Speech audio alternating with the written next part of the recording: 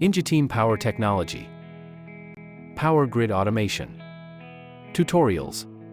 Topic: Oscillography. In this video we will learn how to configure an oscillography of an IngePAK IED with the Energy Factory Suite tool.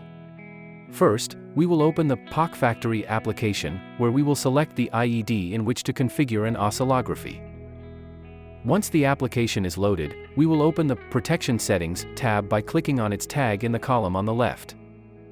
Once the window is loaded, we may access the Oscillography Configurator, which is located inside the Registers. Then, a list of parameters will be displayed, the first of which is the total duration of recorded disturbances measured in cycles. Below it, the pre-fault duration measured in cycles can also be set. The set quantity of cycles are not additional to the first parameter's cycle quantity. That is, if n cycles are set for the whole oscillography, m cycles will be spent in the recording of the pre-fault, so that m is lower than n. Therefore, the fault will be recorded for n-m cycles. The third parameter, the number of samples per cycle, indicates how many samples will be taken in each cycle. In the case of IngePAK DA IEDs, it can be configured to be 16 or 32 samples per cycle. Considering 20 millisecond cycles for a 50 Hz network frequency, the sampling rate of this IEDs would be 800 Hz or 1.6 kHz.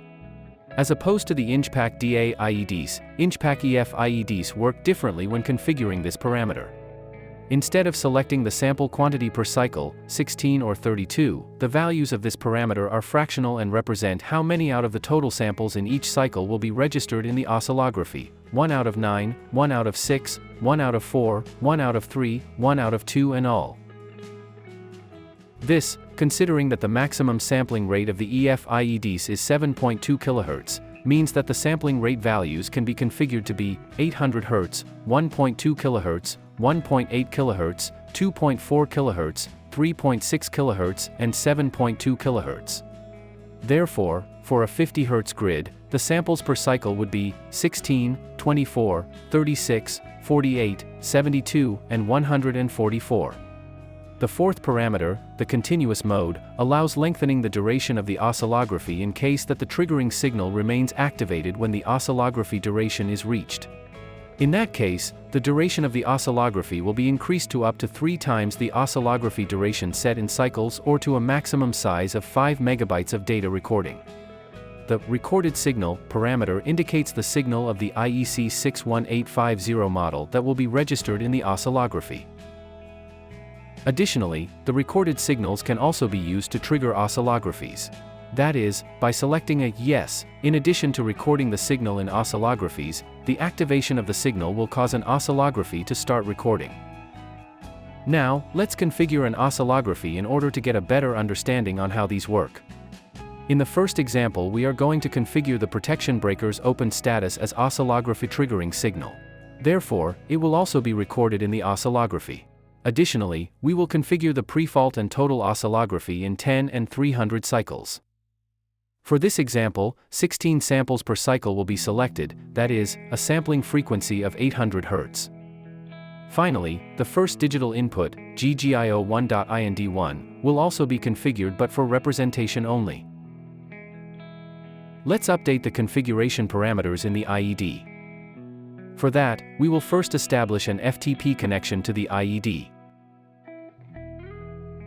In order to send any settings, first the IED settings need to be read.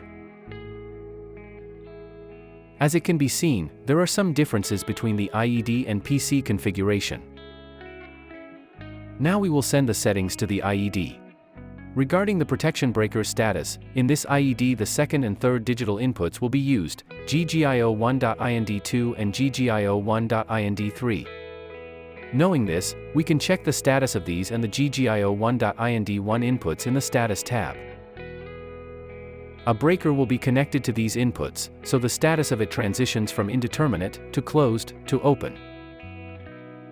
In order to analyze the generated oscillographies, we need to click on the Oscillography List tag in the Status tab. There, the list of the Comtrade files already downloaded to the PC will be shown. The new one shall be downloaded by clicking on the Refresh button. In this case, we will have a single new oscillography, which has just been generated.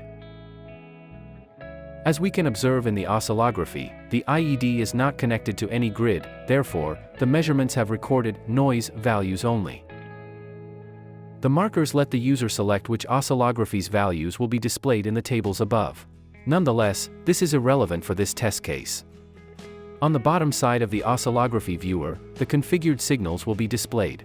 A blue line represents the on status, while no line represents the off status. In the graph on the bottom, the protection breaker open status signal starts at 200 milliseconds due to the selected 10 cycles of pre-fault recording. The duration of the oscillography is 6000 milliseconds due to the set 300 cycles of total duration. The first digital input is activated during the first 4.8 seconds of the fault, much like the oscillography triggering signal. For the second example, all the configurations except the continuous mode will be kept the same.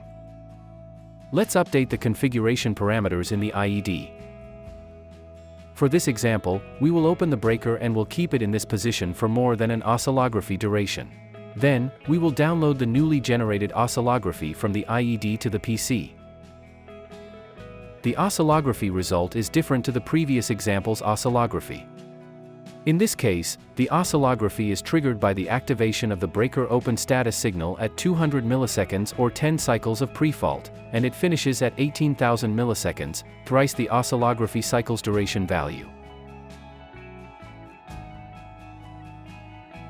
Finally, we now know how to configure an oscillography of an InchPack IED with the Energy Factory Suite tool. Induteam. Electrifying a sustainable future.